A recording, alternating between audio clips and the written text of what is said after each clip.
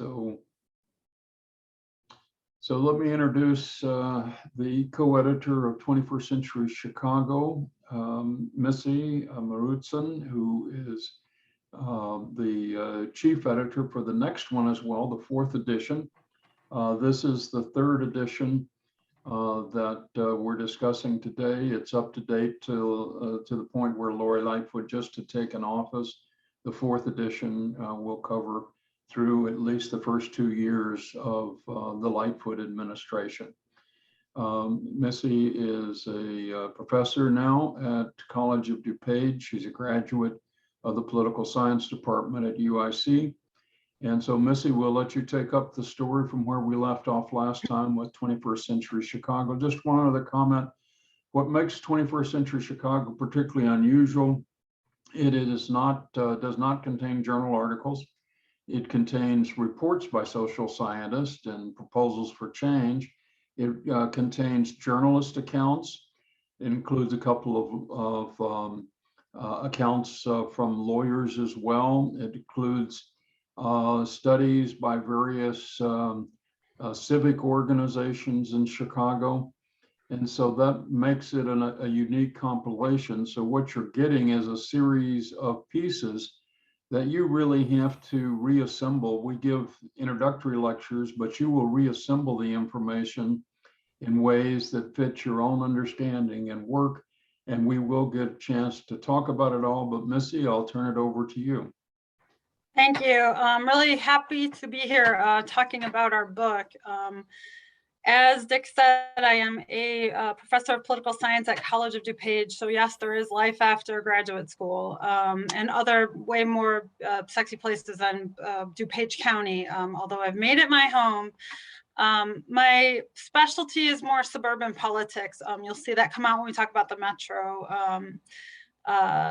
Part of the book, I wanted to first plug your professor who got me started in this maybe 20 some odd years ago. I started as a wee little intern. I came to Dick Simpson and said I need an internship to graduate. And he gave me an internship, which turned into a job, which turned into a famous authorship, right? And famous position at the College of DuPage. I came back to UIC for my doctorate. Really thank you and happy again to be here.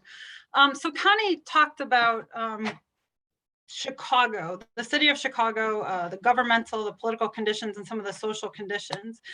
What I'm going to focus on is sort of the outgrowth of that and how that's affected the metropolitan area and how Chicago has changed really from a manufacturing town to a global city really, and one that's based on services and those type of jobs. A totally different city from really the one that that I grew up in. I'm going to share my screen with you. Connie's slides are better than mine, but that's okay. Here we go.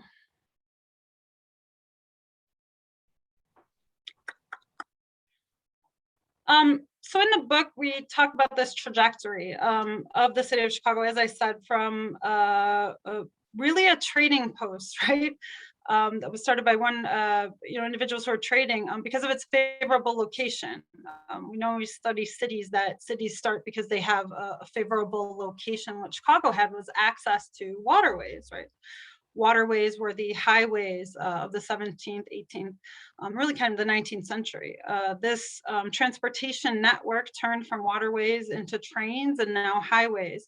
And so Chicago has been able to retain that position. So we say that Chicago went from trading post to hog butcher to the world, to manufacturing powerhouse, and then to a world-class global city. That doesn't come without consequences. And so a lot of the focus of the book is that change and how it went, right, from manufacturing powerhouse to a world-class global city. The post-industrial economic transformation, on the one side, right, there's sort of a duality. The result of it is sort of a duality, right? Where some people describe the city as shiny and confident, and others say, well, it's blighted and poor. What Connie talked about was 2 or 3 Chicagos last time. But sort of the reason why, or the crux of the rest of what she was saying, is a result of things that happened, particularly in the past 50 years. Chicago did go right from a more blue collar manufacturing town in 30 to 40 short years to becoming the immigration capital of the Midwest. It continues to have the most manufacturing jobs in the country. And it quietly gained the most high-tech jobs in the country. It is this diversity in Chicago's economy that has made it pretty resilient, right? We're not Cleveland. We're not, these other Midwestern post-industrial cities that sort of, dwindled or withered sort of after the manufacturing jobs left. Manufacturing started leaving Chicago in the 60s, 70s, and 80s. I'm actually a product of it. My dad got a job in high school working at a steel mill, made enough money to support his family, got insurance, bought a house. We lived in the south suburbs. I'm the first in my line to be born and raised in the suburbs.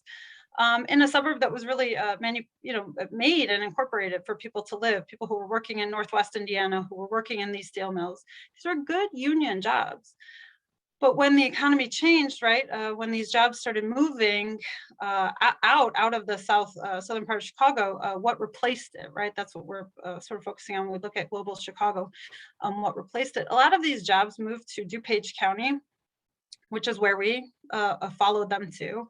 But many of them moved to the south or overseas, left people with really nothing. What replaced it is what we call the service economy or the global economy. So I want to ask you guys, I suppose I want to start by asking you guys a question. You've read this part of the book. And so I want to have a conversation now about sort of the winners and losers of the global economy to tie in what Connie had talked about last time. The economy, the global economy that we have now, I've put here into two columns. Maybe I'm right, maybe I'm wrong. So I guess I would like to hear from you guys. First, number one, how we are defining globalization and how we're defining global economy. And then if we can agree that perhaps there are some people who benefited greatly and some people who lost. So who can tell me what a global economy is or what globalization is?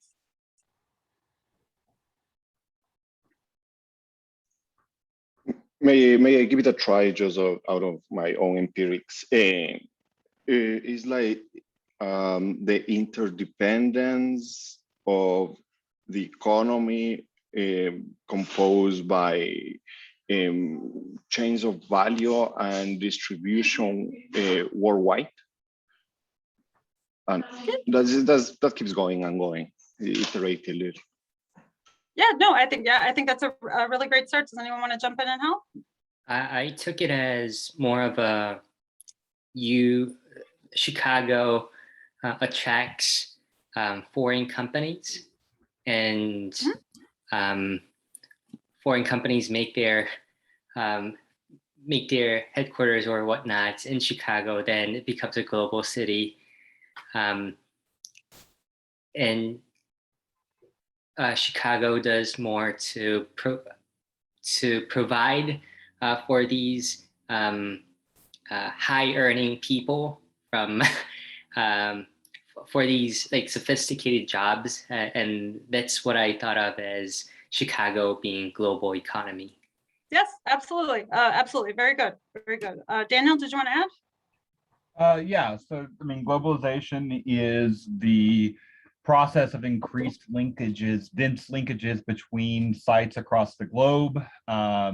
These relationships create opportunities both for exploitation, increased exploitation, and also increased productivity. I mean, from the perspective of like the Kantian Peace Program, this is how we're going to stop killing each other because of our dense linkages.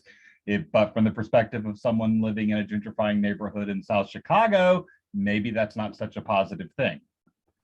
Right. Yes, exactly. Thank you for bringing up the idea of interlinkage. When we first started talking about this stuff, there were articles that were written, one by Thomas Friedman called The Earth is Flat, right? Sort of the flattening of supply chaining, the ease of communications, all of that stuff changed the nature of work, and cities that could do that were more apt and were better to survive than cities who couldn't do that. Rodrigo? Yeah, if I recall correctly, I remember the book discussing globalization and framing it as a greater flow of goods and capital first, and then a somewhat questionable flow of people that increases somewhat. And I think that's a simple way of starting the conversation. Yeah. Thank you very much. Yes, absolutely. Mitch? Yeah, and then just building kind of on that, I mean, the labor markets, so utilizing world labor markets, and we see that, and a lot of these points kind of build on that, like the creative class and top tier service and whatnot. So the only labor that stays in an area that's low skill is labor that is used in a service market, whereas everything else gets exported to really low cost labor overseas. Yes, very good. Yes, exactly right. That Saskia Sassen gave us a definition, and all of you hit on each one of the components of it. Site of production of specialized services needed by the complex organizations for running a spatially diverse network of factories. Woof, the Swedish know how to put sentences together, don't they? Offices and service outlets, and the production of financial innovations of making of markets. So the shorthand is, as you've all pointed out, is that the actual making of things leaves, right? And now what Chicago becomes the site of are services. And when we say top tier services, we mean the fire industry, financial, insurance, real estate industry, lawyers, accountants, really services that provide support to global companies. This also then means that global companies are being brought to the city because they're taking advantage of these services. It's a total restructuring of the economy and a total restructuring of the way that people live and work. So the person who worked at the factory in Northwest Indiana, in order to participate in this economy, then needs to do what? We had tens of thousands of factory workers, right? Now we have a different economy. What do they need to do, Daniel? Either increase skills or take a lower paying job. Right, yeah. Ryan? Yeah, I mean, that's basically the same thing that I was going to say in terms of like, yeah, you have to adapt to the new economic opportunities. Can I mention one thing or just ask a question? Mm-hmm. So when you say debt fiscal matters, do you mean debt on a personal household level or debt in terms of the, state, city, or federal government? How about this for an answer? Yes. Okay.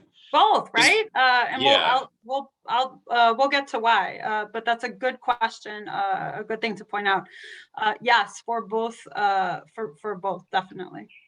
Now, but I would quibble with the on the national level, at least, in the sense that like the worldwide glut of savings that has been engineered from globalization has made debt much easier to finance, especially like since the Great Recession, with interest rates so much lower than they were in the 80s and 90s, 70s, and throughout most of the history of the country.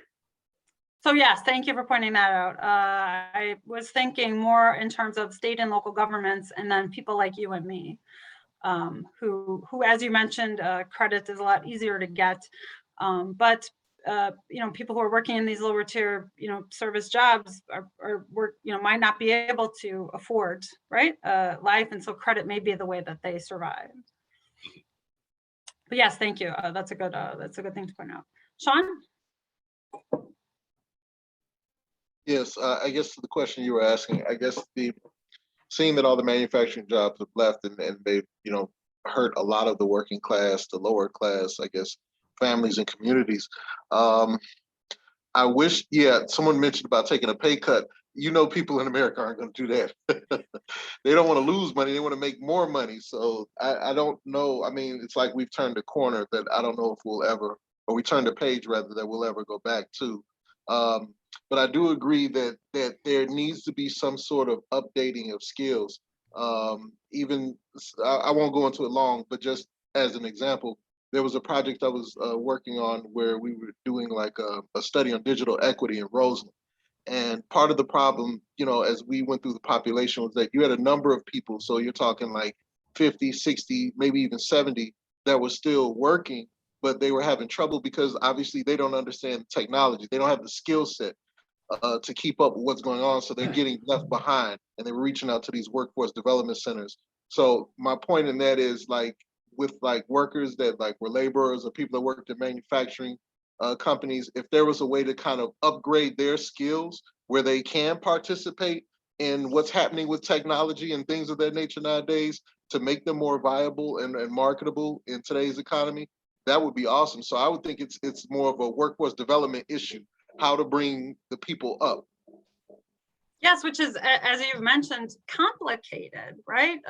There's no one easy way to do it. Oh, okay, everyone can go take this class, everyone can go do that one thing, and then all of a sudden, you know, we've sort of upgraded the workforce. You know, people have real lives, they have families and mortgages that need to be paid, and so for some of them, the answer is going back to school, right, to get a degree or to get a technical certificate. You know, where I'm at, College of DuPage community colleges play a huge role and have an obligation to help in this regard. But for some people, it's easier said than done, right? So they move to go maybe find another job somewhere else, or they, you know, replace that one good job with two not so good jobs. So yes, thank you for bringing it. It is a difficult issue. Ryan? Yeah, I just wanted to flag one thing too about the manufacturing economy that was taking off post World War II and the kind of uniqueness of that situation where all of Western Europe and Japan were completely decimated and still rebuilding. And, you know, we were really the hub of, you know, most of the manufacturing exports. And then on top of that, we had a constrained labor market because women, Black people and Hispanics and others were unable to get the same type of opportunities and job offers that white men could get at the time. So there was also a very short supply, which meant that those insane benefits for health insurance, pensions, high wages, things like that were just easier to, you know, dole out if you're a company that made it was just different. I don't even know one company that would give a pension today. You know, my dad says pension and people are like, what's that? Yeah, so that's a really good point. They're in a better economic position to do that. And, you know, a more increased amount of unionization, but because of that tighter labor market. Yeah, that's a really good point. Thank you for saying that. Sean, did you have another comment or is your hand still up? I'm sorry, it's still up from before. I'll take Okay. So yeah, so you guys are doing a really great job of bringing up these issues. So we could say, I guess we haven't sorted out winners and losers yet, but we can keep going. The top tier service sector jobs, in order for that factory worker to become an attorney, they have to go to college, right? So the top tier really it consists of people who have graduate degrees and beyond. So it is out of reach for many individuals. Big corporations, cities want to attract big corporations because that helps provide these sort of top tier service sector jobs. And it simply increases sort of the image, the view of the city, right? Chicago, as Connie had mentioned, spent millions to get Boeing, and they brought very few jobs with them. But we can now say that we're the headquarters, right, of Boeing. So there's a certain, you know, cachet, I suppose, that that goes with it. How is downtown a winner? Then several of you have touched on this already. How is downtown a winner?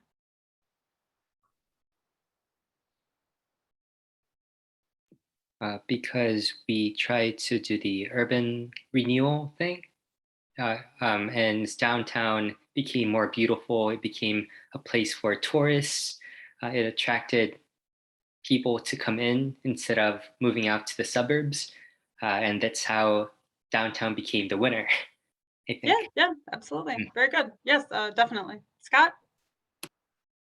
To follow up on what was just said, with downtown, when you're bringing in large businesses and such and making it kind of the center of economic activity, the primary activity is going to have a lot of secondary economic activity along with it, you know, restaurants, shops, and stuff like that. Something that's ironically conspicuously lost with downtown shutting down due to COVID. Yeah, who wouldn't want all that? I was just reading this article in Crain's about how downtown businesses are asking restaurants to please not go out of business. Sure, I'm sure the the proprietor is like, does not want to go out of business, but they're looking for this amenity, right? The word that we're looking for is amenities, amenities that are provided for,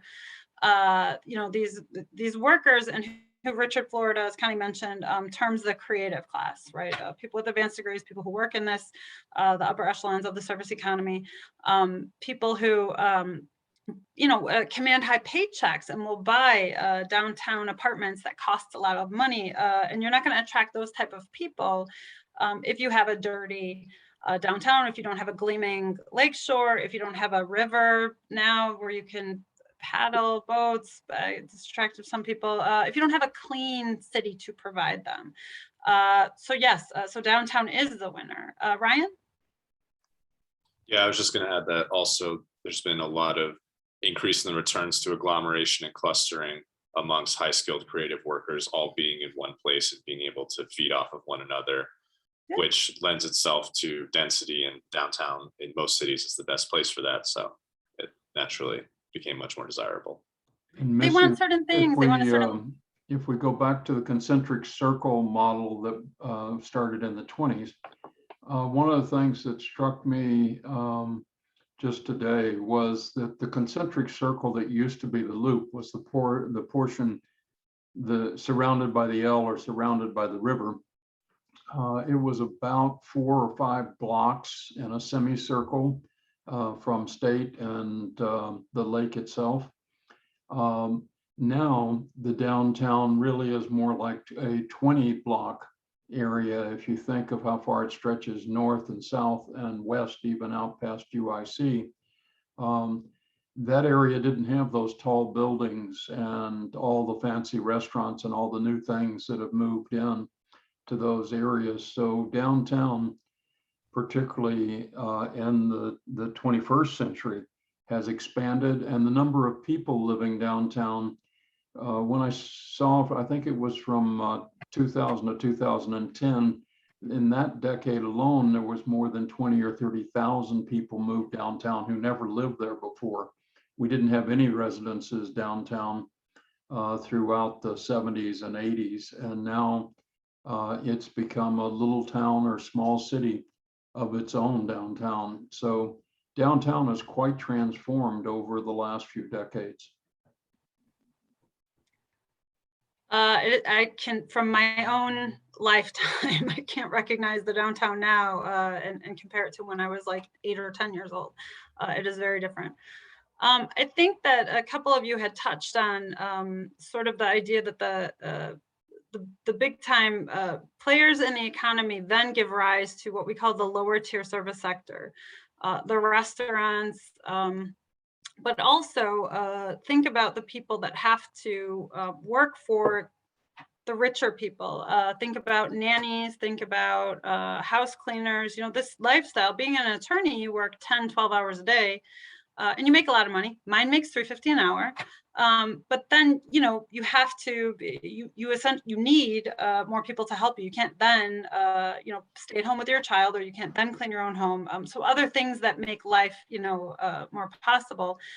So it does create jobs in a certain regard. However, these jobs are not, right? Jobs that tend to pay insurance, that have benefits. The nanny is probably making cash. The cleaning person is probably making $10 an hour.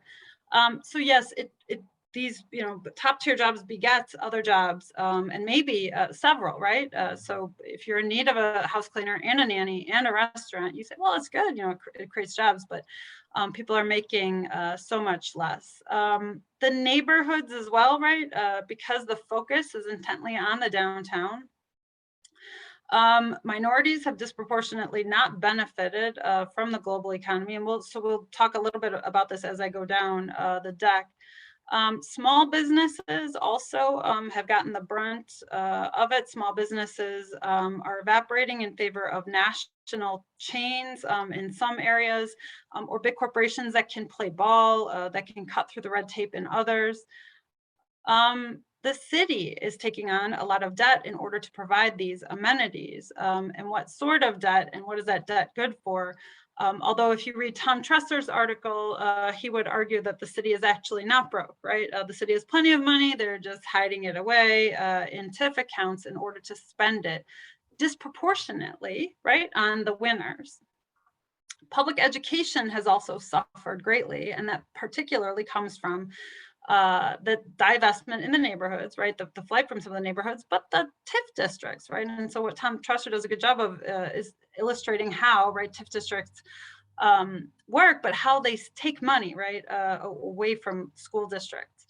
The economy, the environment, we also say is a loser in this environment. So as we go down the deck, we'll explain this a little bit more.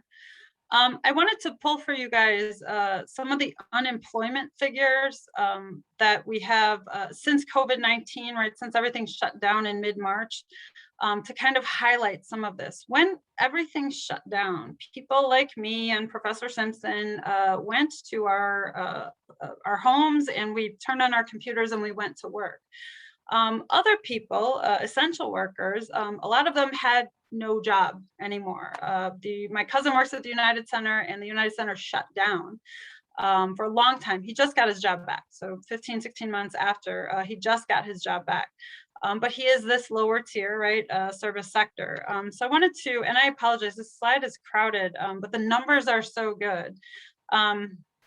What I wanted to do is show you guys how unemployment is now sort of disproportionately affected because we have more individuals who work in that service economy, especially and particularly in Chicago.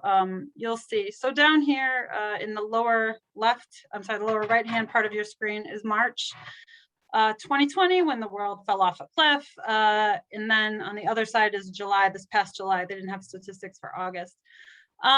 You can see how the unemployment numbers skyrocket, and particularly in Chicago and Cook County. This is the home, right? The center of a lot of these bottom tier service sector jobs in counties like DuPage, for instance, which has more people like me, people who work in these type of industries. The unemployment certainly was high, right? Don't want to make any mistake about it, but it was 4 points higher in Chicago and Cook County than it was in the other counties. You know, a large part of this has to do with the type of jobs. Some of it has to do with the other factors that we were discussing previously. We see that we've recovered a little bit, right? But disproportionately, that recovery is in DuPage County. It is not in Chicago. It is not in Cook County.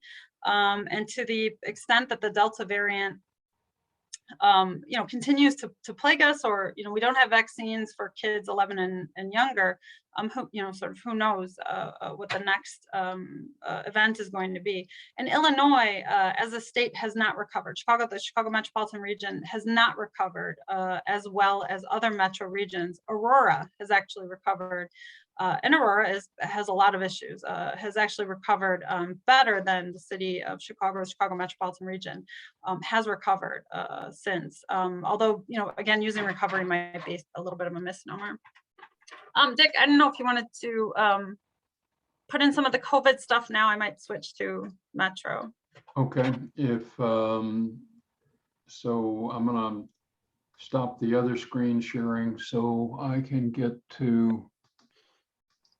So one of the things we wanted to do, we have to write a new edition of Chicago's Future. And since we wrote the last one, the pandemic happened. The racial conflict has reached a new stage of explicitness, and we are perhaps on the brink of an economic recovery. So just to cover very quickly, if I can make this work. So first of all, COVID cases. We've had more than 1,500,000 cases in Illinois. There are more than 40 million cases in the US. There are more than 600,000 deaths in the United States, and there are more than 24,000 deaths in Illinois. You obviously can't have an event like this that doesn't totally change the way we understand Chicago and the way we understand the effects. So again, the top is just the number of cases and deaths.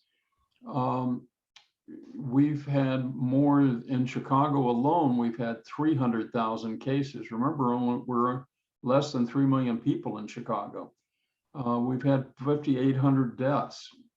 And the cases, I don't have all the slides, but the cases have been highest among Latinx, and then Blacks and whites and Asians. So for instance, whites have a much lower number of cases and certainly a lower number of deaths than Blacks and Latinos. The employment in the region went down immediately by 12%. That doesn't sound like much, but it's more than 575,000 jobs. So some of those jobs are obviously being recovered now, but the question is, can we get them all back, or can we improve where we were? It's at least going to be past 2022 when we regain our gross domestic product in the region.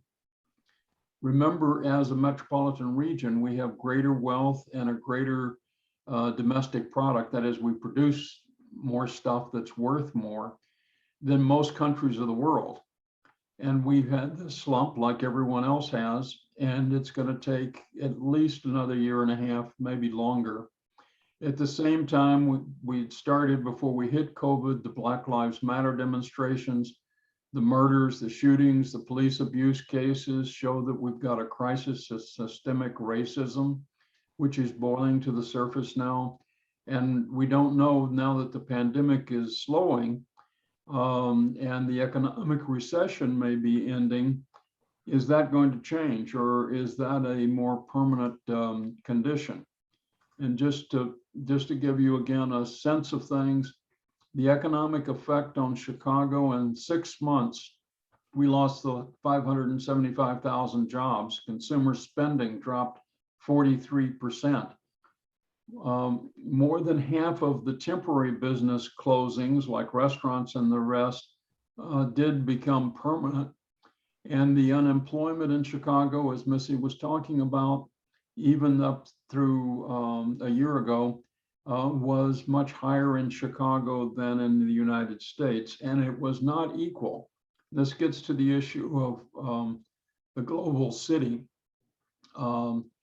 Notice that the change is a 93% difference in aerospace and defense, but that wasn't such a big area.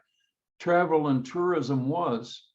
And what we're getting to, and so you go down, we lost most of all of tourism and conventions, which meant that we lost all those jobs, or a large number of jobs in those.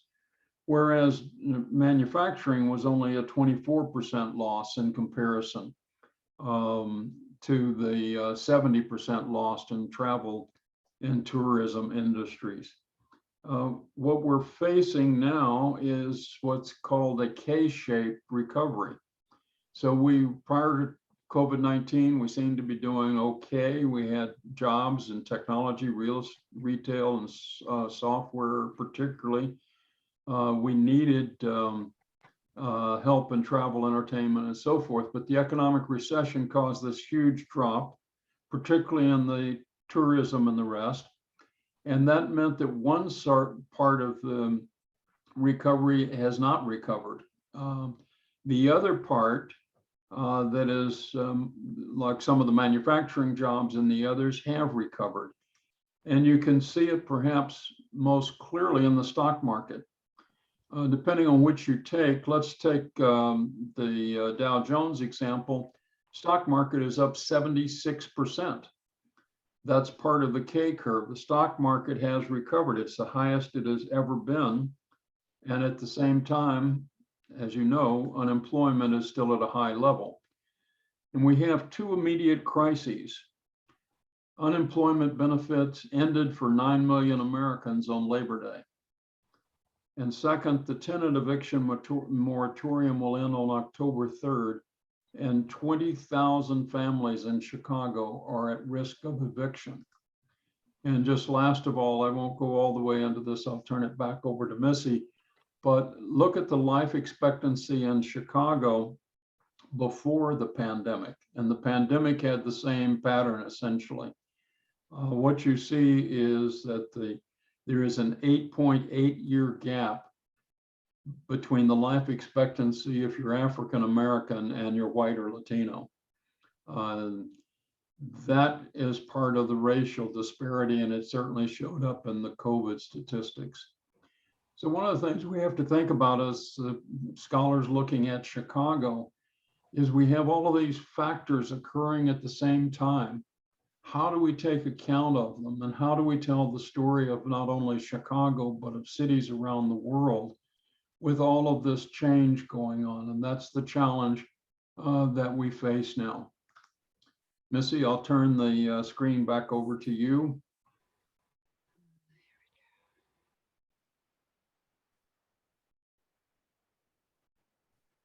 Oh, I did it. Look at that. Maybe not. Give me 1 second. Here we go. I got too excited about my skills, and then the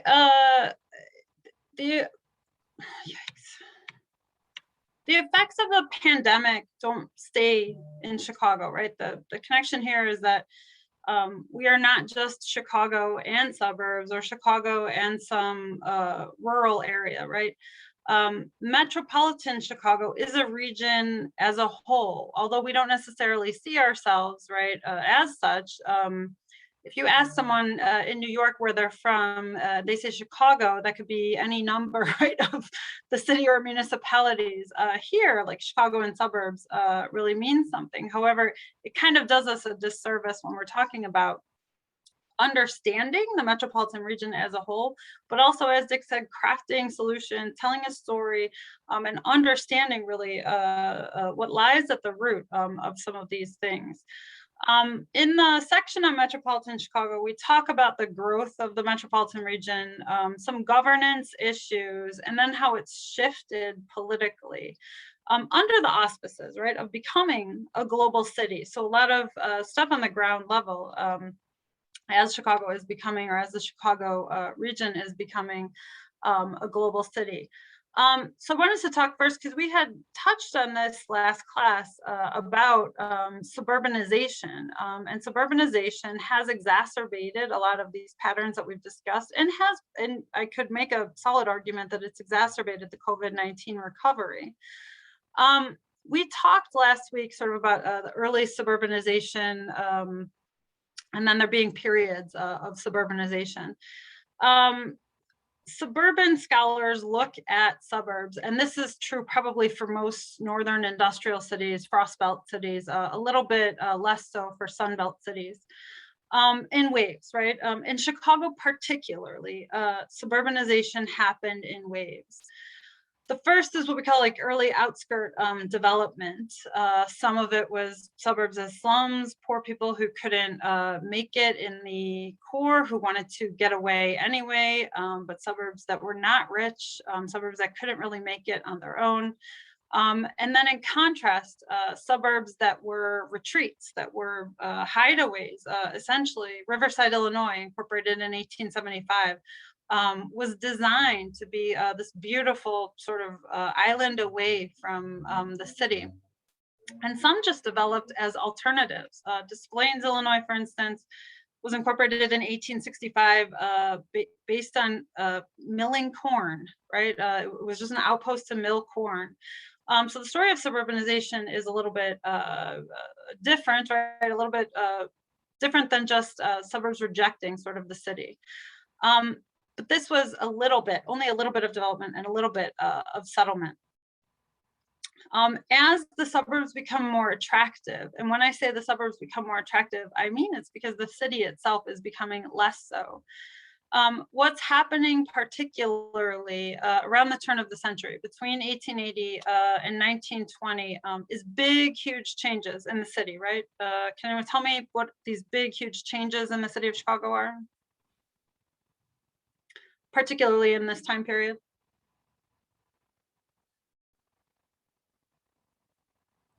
What were the dates again? Between 1880 and 1920. Ish. Scott. Annexation of a lot of the immediate surrounding suburbs into the city. Some of them for sure. The city wanted to take what it could get. The city itself was growing rapidly because of industrialization, right? We started in earnest before the Civil War, but then we got preoccupied. But after the Civil War, we really started industrializing. And so we had tons of people who were coming to the cities. The cities were the sites of industrialization to work. We had Blacks that were coming from the South to escape Jim Crow. We had immigrants that were coming from Europe. And we also had rural people who were coming in because as farming became more mechanical and able to produce more food, it needed less people. You crowd all of these people, right, in the city, and then you have a bunch of factories that aren't maybe disposing of things properly. And people are like, I don't want to live here anymore, right? I would rather live outside of the city. Tangential to that is the changes in transportation, right? So trains, for instance, allow people to get out of the city. It's still very expensive at the time. To ride a train back and forth into the city is cost prohibitive for the average individual, but not for the rich people. So some rich people move out there, and then who follows the rich people are some people who work for them. So the beginnings of suburbanization, which results really from the changes that take place particularly during what we call the progressive era. And so people leave the cities. But it's expensive. Remember, Connie talks about the idea of financing homes. People didn't really get mortgages. If they did, it was balloon.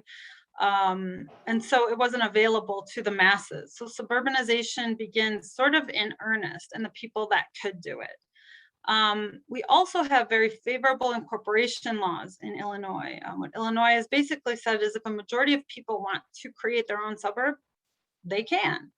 And so this makes it desirable for some suburbs to prevent themselves from becoming annexed, right? Oak Park does not want to be annexed by the city of Chicago, so it incorporates. Cicero Township, Cicero, which was incorporated in the 1860s, looks like it's going to scoop up Berwyn. So Berwyn says, forget it, we're going to incorporate and become our own city. And so we have two drivers, really, getting out of the city, right? And then preventing other municipalities from incorporating. This is important, right?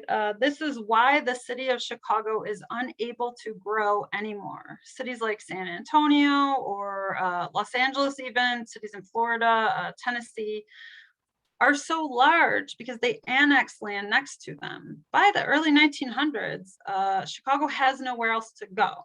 The areas around it have incorporated into their own municipalities, and they're not interested in becoming part of Chicago. So Chicago is frozen, again, by the early 1900s.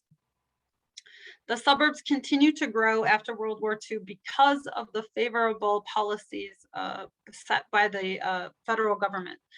Remember that we talked about last week, these responses to the Great Depression, helping people buy homes, helping people refinance their homes. Remember the maps that Connie talked about and the people who were able to access these loans. We call it an explosion, that the money that we, I apologize, one of you have brought up, the money that we essentially made from World War II, we invested into the suburbs. GIs came home, they had nowhere to live because the city was overcrowded. Building had stopped essentially during the war. Everything went to the war effort. And now they're here, they're ready to start their own families. They're ready to get a job in that factory in South Chicago or Northwest Indiana and begin their life. And the real estate market was waiting for them. The real estate market was waiting to provide them with housing, with a place to live and to build their family. On top of this, right, is the highway policy, right? The federal government, which is also building highways out to the suburbs. So the federal government is not only financing homes, helping people get loans, they're also giving them ways to get out of the city. And so some people refer to it sort of as the draining of the cities or the decanting of the cities into the suburbs. We have huge growth in the Chicago metro area, not just because of the favorable housing policies, but because of the roads that are being built. If you can't get out of Chicago, what good is it to live outside of the city? But once 290 is built, once 294 is built, then you have somewhere that you can go. And so suburbs like Sauk Village, Glendale Heights, and Carroll Stream are born from these policies. Sauk Village actually was built after the construction of 394. A developer said, oh, there's a road that connects this piece of farmland to 294, which means people can get to the city. So they bought the plat of land, built some homes, and incorporated the city.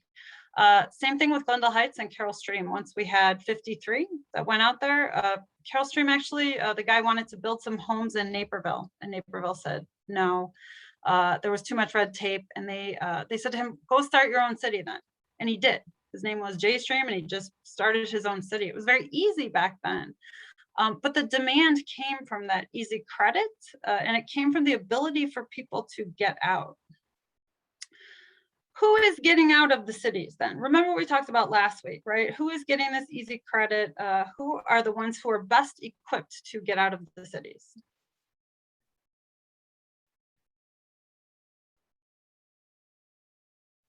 At that time, it would have been mostly white families. Sure, yeah.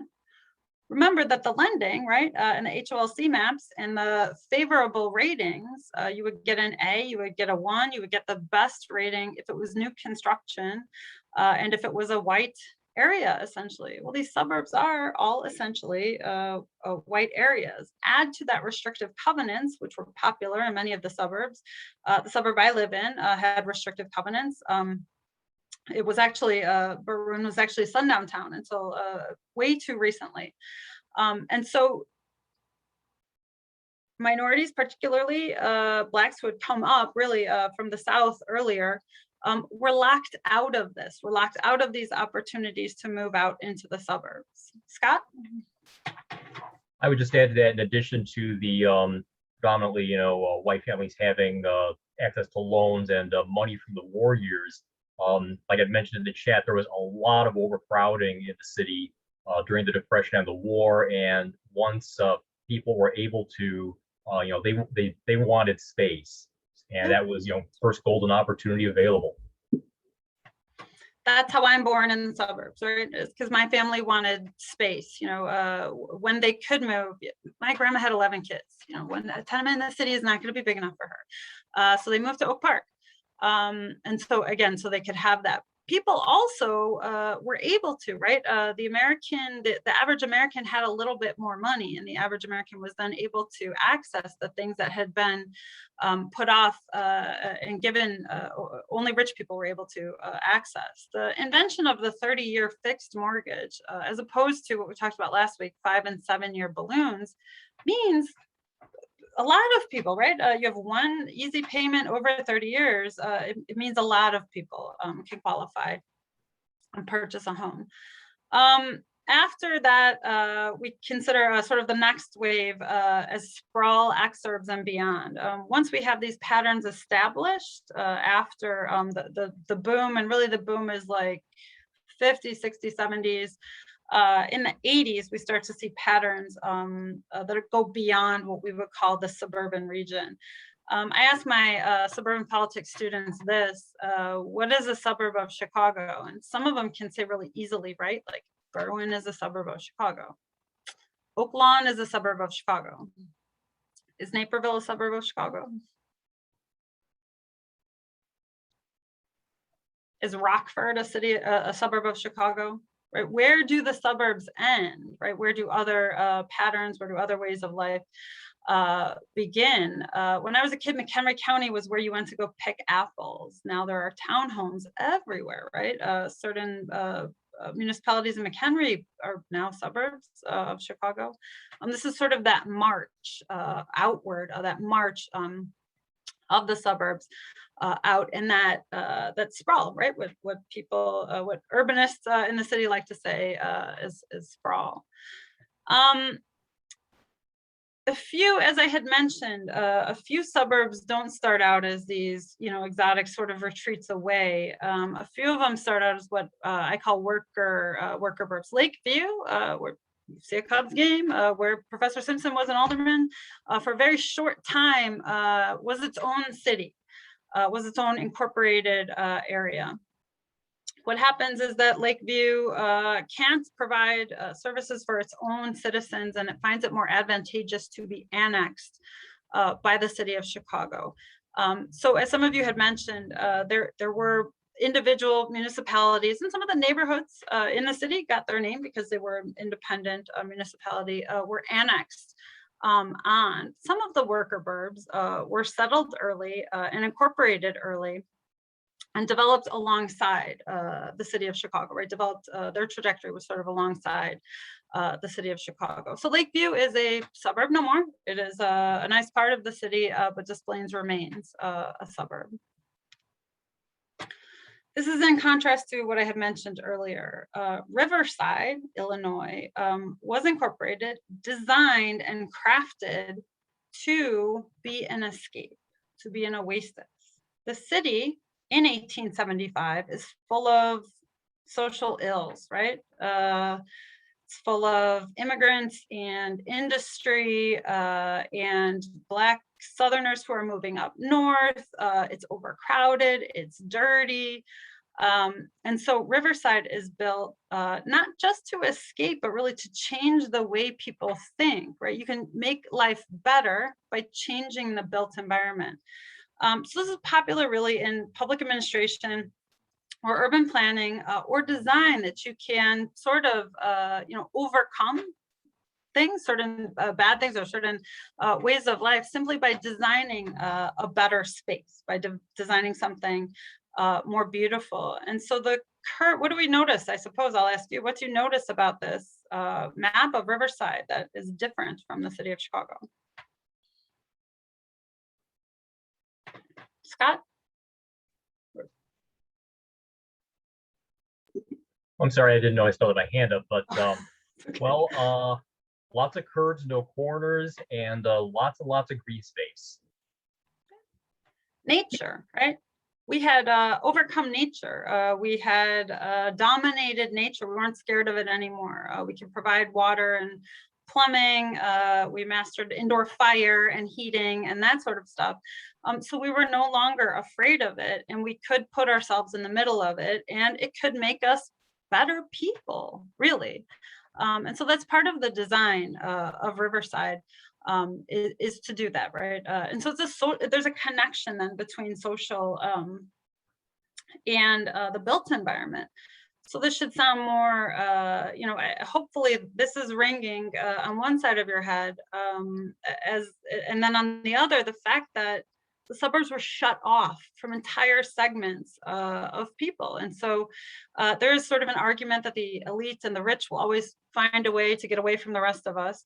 But at the same time, the creation of these oases, this retreat, this betterment through living is only available, right, to a certain segment of the population and completely cut off from others. So how do the other populations get access to that? I mean, the short answer is, they don't. Cicero, so this is not, the red is not Cicero. This is Berwyn, the center of the universe. Next to it is Cicero right here, which has a storied history. Some of you may have heard many urban legend about Cicero, gambling, Al Capone. I'm sure it's all true, right? That's true. Cicero was incorporated in 1869 because it didn't want to be part of Chicago. It wanted different laws. It wanted its own sort of way of life. Some suburbs are incorporated simply because they want to have their own rules, their own legislation, their own form of government, and they don't want to have to listen to the city of Chicago or any other suburb, right? They want to create their own destiny. It's very American, the idea of self-determination. Sorry, I'm looking at the clock. This will be a good place for me to stop if Okay. you wanted to do the break. Yep, let's take a break